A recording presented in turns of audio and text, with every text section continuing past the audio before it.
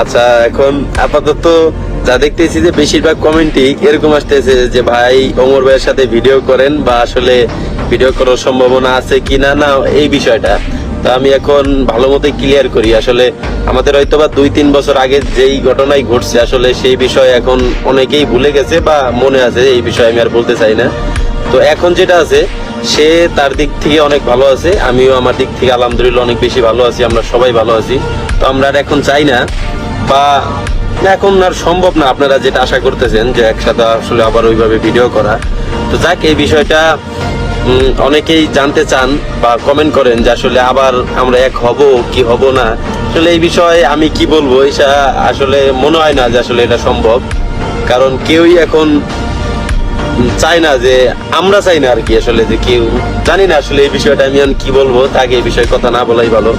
তবে মনে হয় না যে কোনোদিন সম্ভব এটা। তো আপনারা শুধু শুধু কমেন্ট করে নিজেদের মন খারাপ করেন না, আর আমাদেরও পুরনো স্মৃতি মনে করায়েন না, এটাই ভালো হয়তো বা।